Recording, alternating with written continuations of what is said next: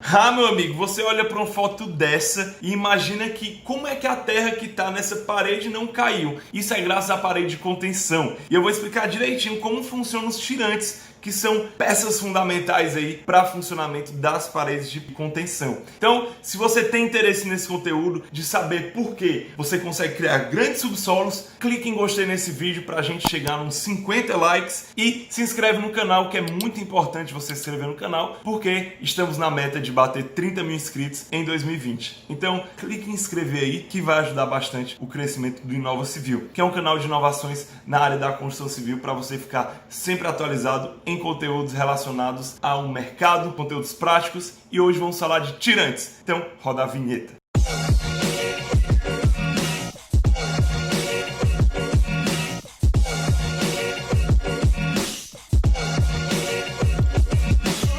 As escavações são cada vez mais comuns nas construções e possuem cada vez mais pavimentos no subsolo, geralmente para suprir as vagas de estacionamento. Então, se faz necessário escavações cada vez mais profundas para poder construir no subsolo. E os tirantes são uma técnica para aumentar a eficiência da contenção e possibilitar que uma profundidade maior seja escavada. Ou seja, quando um terreno é escavado, o terreno ao lado ele tende a deslocar para o local que foi escavado. Então a gente tem que, ao escavar, colocar aqui uma parede, um sistema de contenção para conter o avanço dessa terra. Você tem um buraco, quanto mais você cava, mais as paredes de terra do lado tendem a cair nesse buraco. Então é exatamente isso que a parede de contenção faz. Porque à medida que a profundidade da escavação aumenta, as contenções simples não conseguem suportar tantos esforços exercidos pelo solo. Em alguns desses casos, são adicionados tirantes ao sistema de contenção para ajudar a suportar esses esforços. Mas Igor, afinal, o que são os tirantes? Então, os tirantes são peças compostas por um ou mais elementos que são resistentes à tração. E na grande maioria das vezes, essas peças são barras de aço ou cordoalhos para proteção. Basicamente, tá vendo essa imagem? Essa corda de aço, ela tá tensionada e a parte da esquerda do tirante está presa, ancorada na terra, e a da direita na parede de concreto. Então, como ela está tensionada, essa corda de aço ela faz uma força contrária à parede de concreto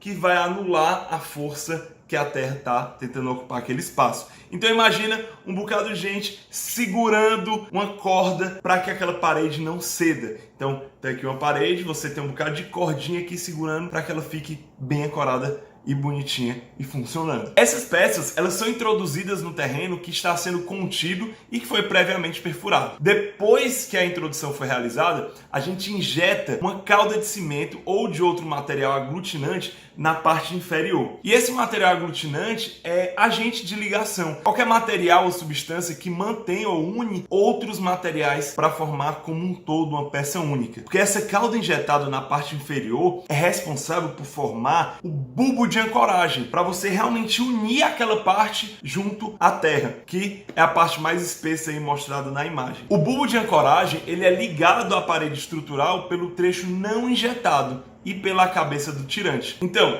esse bulbo se une à terra para que seja basicamente aquela corda que eu disse de ancoragem e fica puxando a parede de concreto. Então, basicamente, esse é o funcionamento do tirante. Mas como os tirantes são feitos? Então, você entendeu como ele age, para que ele serve, como ele é feito. O primeiro passo na execução dos tirantes é, logicamente, a perfuração. E antes de iniciar a perfuração, você tem que saber que é necessário analisar se o recobrimento da terra sobre o trecho de ancoragem do tirante é suficiente para realizar a ancoragem prevista. Ou seja, quando você for iniciar, tem que verificar se a quantidade de terra na zona de perfuração ela é suficiente para ancorar aquele tirante. De modo geral, é recomendável aí um cobrimento de pelo menos 5 metros de terra sobre o trecho de ancoragem. Para fazer a perfuração, é possível utilizar qualquer sistema ou equipamento, desde que o furo seja retilíneo e possua o diâmetro, a inclinação, o comprimento que foram previstos pelo calculista no projeto, para que garanta aí o alinhamento e a estabilidade da perfuração. O diâmetro de perfuração ele tem que ter medidas que garantam aí no trecho de ancoragem o recobrimento da cauda sobre o elemento resistente à tração, que são as cordoalhas de aço, essa barra de aço, essa corda de aço que acontece no tirante. Isso tem que ser suficiente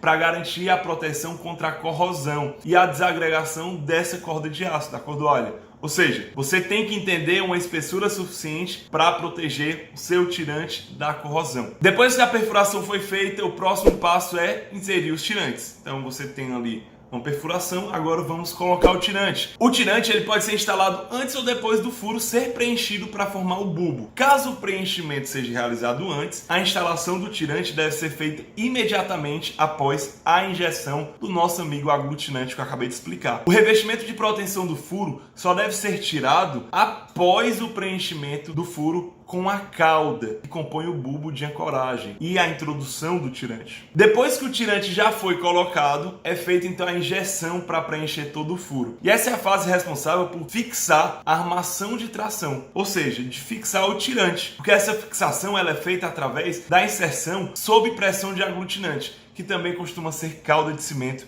assim como a cauda usada no bulbo. E essa inserção pode ser feita de duas formas, que são a inserção em fase única e a inserção em fase múltipla. A em fase única, ela é feita simplesmente preenchendo o furo no solo. Já a injeção em fases múltiplas, como o nome mesmo diz, é feita com o uso de válvulas que permitem a reinjeção através de um tubo que contém válvulas especiais que permitem o fluxo do material e seja colocado em um único sentido. A injeção em múltiplas fases ela pode ser feita em quantas fases forem necessárias e é só considerada uma nova fase se a injeção for realizada após a cura do material injetado na fase anterior. E eu vou relembrar que a cura é o processo de hidratação do cimento, ou seja, a água entra nos grãos e possibilita aí o acontecimento das reações químicas que vão causar o endurecimento e o ganho de resistência. E por fim, a gente fez a perfuração, colocou o tirante, a gente tem que protender, ou seja, a gente tem que tracionar a nossa barra de aço para ela ficar segurando ali a nossa parede de concreto. E durante essa proteção, o elemento resistente à tração, que é o tirante, ele vai ser tensionado e quando ele for solto, ele vai estar querendo retornar ao comprimento inicial de quando ele tinha sido tensionado. Então isso vai ajudar a parede de contenção. E se você não sabe como funciona a proteção, material explicando no link da descrição como funciona. E para concluir a execução do tirante, é feita uma nova injeção especial em seu trecho livre e na região do tirante para que os espaços vazios sejam totalmente preenchidos e não haja a possibilidade de qualquer infiltração atinja o nosso querido tirante. Agora que a gente já conhece como funciona a execução de um tirante, vamos conhecer um pouco sobre as patologias mais comuns e alguns cuidados muito importantes para garantir a segurança da contenção. A primeira patologia, que é a mais comum nos tirantes, é a corrosão na cabeça. Geralmente acontece quando o capacete de concreto que protege a cabeça do tirante está trincado ou fissurado. E é possível ver os pontos de corrosão no capacete com muita facilidade. Outra patologia comum é o rompimento dos cabos. Como a maior parte dos tirantes são compostos por feixes de fios de aço, pode acontecer o rompimento de alguns cabozinhos desses feixes de fio. Então, quando isso acontece, é fácil perceber porque o capacete de concreto já terá caído. E existem alguns cuidados muito importantes e que podem ser verificados facilmente para identificar algum possível problema que possa ter surgido com o tempo. E esses cuidados são verificar se a trinca nas canaletas, verificar se o funcionamento das drenagens está correto, verificar se há fissuras ou trincas na estrutura ou na cabeça do tirante, alinhamento da estrutura e a existência de afundamentos ou trincas nas áreas adjacentes à contenção. Caso algum desses problemas seja identificado, consulte o engenheiro geotécnico urgente. E como questão de aprofundamento, se você quiser saber mais sobre tirantes, procure a norma NBR 5629 de abril de 2006, porque é a norma que regula a execução dos tirantes. E se você gostou desse vídeo, clique em gostei para a gente bater as 50 curtidas e se inscreve no canal, que é muito importante para a gente bater os nossos 30 mil inscritos em 2020. Então é isso, te vejo no próximo vídeo, até mais!